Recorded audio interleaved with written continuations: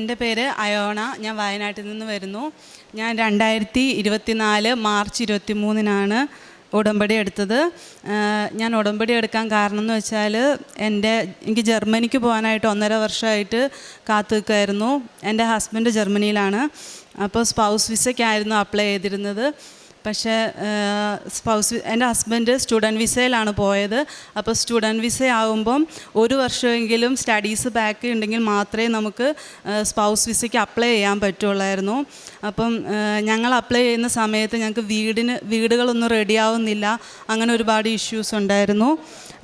വീട് റെഡിയായില്ലായിരുന്നു. അത് കഴിഞ്ഞിട്ട് അപ്പം അങ്ങനെയാണ് ഞാനിവിടെ കൃപാസനത്തിൽ വരുന്നത്.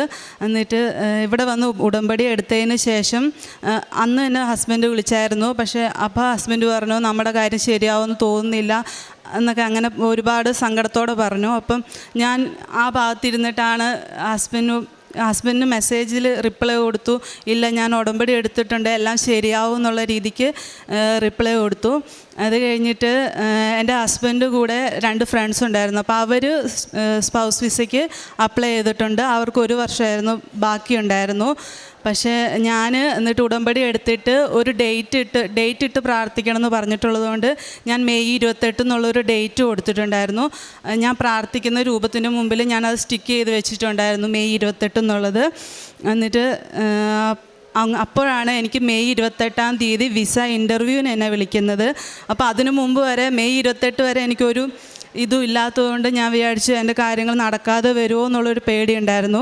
പക്ഷേ എനിക്ക് ഡേറ്റ് മെയ് 28 വിസ ഇൻ്റർവ്യൂവിന് വിളിച്ചപ്പം എനിക്കൊരു ധൈര്യം ഉണ്ടായി. മാതാവ് എന്നെ കാണുന്നുണ്ട്, എൻ്റെ കാര്യങ്ങൾ ശരിയാവും എന്നുള്ളൊരു വിശ്വാസം. സാധാരണ ഈ ജർമ്മനിക്കുള്ള സ്പൗസ് വിസയ്ക്ക് കൊടുത്തു കഴിഞ്ഞാൽ ഒരു 2-3 മാസം എടുക്കും അതിൻ്റെ ഇത് വരാൻ വേണ്ടിയിട്ട്. പക്ഷേ എൻ്റെ 28-ാം തീയതി എനിക്ക് വിസ ഇൻ്റർവ്യൂ കഴിഞ്ഞെങ്കിലും എനിക്ക് ജൂൺ 13 ആയപ്പം വിസ അപ്രൂവ് ആയിട്ട് വന്നു. അതാണ് എൻ്റെ ഫസ്റ്റ് എനിക്ക് ആദ്യം കിട്ടിയ അനുഗ്രഹം എന്ന് പറയുന്നത്. പിന്നെ രണ്ടാമതെന്നുള്ളത് എൻ്റെ പപ്പയ്ക്ക് ഷുഗർ ഉണ്ടായിരുന്നു. അപ്പം പപ്പയ്ക്ക് ഷുഗർ കൂടി 800 വരെ എത്തിയായിരുന്നു. അപ്പോൾ 800 എത്തി പപ്പ ഫിക്സ് വന്ന് ബോധാവസ്ഥയിലായിട്ട് ഞങ്ങൾ കോഴിക്കോട് മിംസിലോട്ട് കൊണ്ടുപോയി. അവിടെ വെൻറ്റിലേറ്ററിലായിരുന്നു. പക്ഷേ ദൈവാനുഗ്രഹം കൊണ്ട് എൻ്റെ പപ്പയ്ക്ക് വെൻറ്റിലേറ്ററിൽ നിന്ന് പെട്ടെന്ന് ഞാൻ ഈ കാശി രൂപം എൻ്റെ പപ്പേൻ്റെ ബെഡിൻ്റെ സൈഡിൽ വെക്കാൻ സിസ്റ്റേഴ്സിനോട് പറഞ്ഞിട്ടുണ്ടായിരുന്നു. അന്നേരം അവരതനുസരിച്ച് കാശി രൂപം അവിടെ വെച്ചു.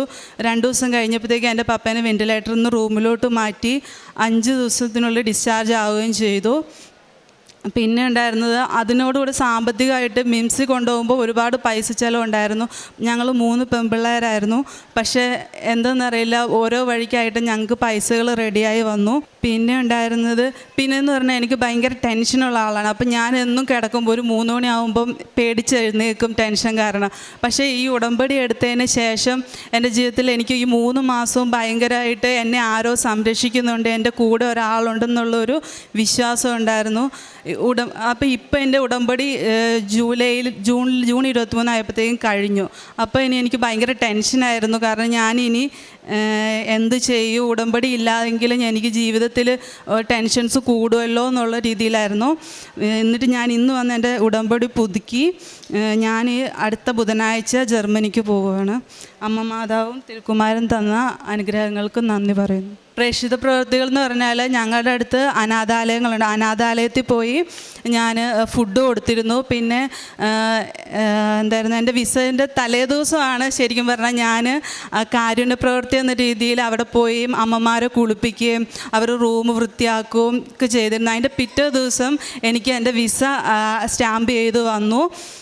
പിന്നെ ഉണ്ടായിരുന്നത് പത്രം വിതരണം ചെയ്തതെന്ന് വെച്ചാൽ ഞാൻ പള്ളിയിൽ അങ്ങനെ കൊടുക്കാറില്ല. കാരണം പള്ളിയിൽ എല്ലാവരും തന്നെ കൊടുക്കലുണ്ട്. അപ്പം ഞാൻ വീടുകൾ തോറും പോയിട്ട് വീടുകളിൽ അവരോട് ഇന്നതാണ് കാര്യം എന്ന് പറഞ്ഞാണ് കൊടുത്തത്. ഇങ്ങനെ മാതാവ് അങ്ങനെയാണ്, അനുഗ്രഹം ഉണ്ടെന്നൊക്കെ പറഞ്ഞാൽ. പക്ഷേ ഞാൻ കൊടുക്കുന്ന വീടുകളിൽ എല്ലാവരും സ്നേഹത്തോടുകൂടി, ആരും എന്നോട് മോശമായി പറഞ്ഞില്ല, സ്നേഹത്തോട് അനുഗ്രഹം കിട്ടുന്ന പത്രമെന്ന് പറഞ്ഞിട്ടാണ് ഓരോ അമ്മമാരെ എൻ്റെ കയ്യിൽ നിന്ന് അത് വാങ്ങിയിരുന്നത്.